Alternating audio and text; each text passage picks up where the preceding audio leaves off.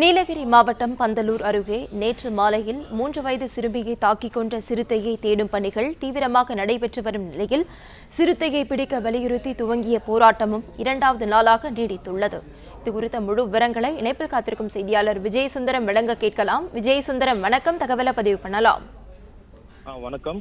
நீலகிரி மாவட்டம் பந்தலூர் அருகே உள்ள மேங்கோ ரேஞ்ச் 18வது லைன் பகுதியில் நேற்று மாலை சிறுத்தை தாக்கி வடமாநில தொழிலாளரின் மகள் நான்சி என்ற 3 வயது சிறுமி படுகாயமடைந்த நிலையில பந்தலூர் மருத்துவமனைக்கு கொண்டு செல்லும் போது பரிதாபமாக உயிரிழந்தார். இதனை அடுத்து நேற்று மாலை முதல் பந்தலூர் உள்ளிட்ட அதன் சுற்றுவட்டார பகுதிகளில் கூடலூர் கேரளா செல்லும் தேசிய நெடுஞ்சாலையில சாலை மறியல் போராட்டமானது பொதுமக்கள் நடத்தினாங்க. அதனை தொடர்ந்து இன்று காலை முதலே கூடலூர் பந்தலூர் தாலுகாவில் உள்ள அனைத்து கடைகளும் அடைக்கப்பட்டு வாடகை கார் மற்றும் ஆட்டோ ஓட்டுநர்கள், வணிகர் சங்கங்களை சேர்ந்தவர்கள் பந்தலூர் தாலுகாவில் உள்ள பொதுமக்களுடன் சேர்ந்து தேயிலை தோட்ட தொழிலாளர்களுடன் பந்தலூர்ல இருந்து கேரள மாநிலம் செல்லக்கூடிய தேசிய நெடுஞ்சாலையில சாலை மறியலில் ஈடுபட்டு வந்துட்டு இருக்காங்க.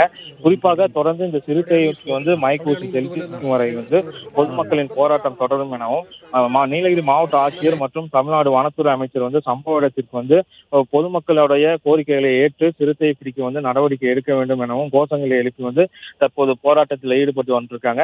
குறிப்பாக வனத்துறை மூலமாக இந்த சிறுத்தையை பிடிக்க, அதாவது சம்பவம் நடைபெற்ற அந்த மேங்கோ ரேஞ்ச் 18வது லைன் பகுதியில முதுமலையிலிருந்து கொம்பன் என்ற கும்கி யானை வரவழைக்கப்பட்டு கால்நடை மருத்துவர்களோட உதவியோட அந்த சிறுத்தையை கண்காணிக்கும் பணி தற்போது தீவிரமாக நடைபெற்று வருகிறது.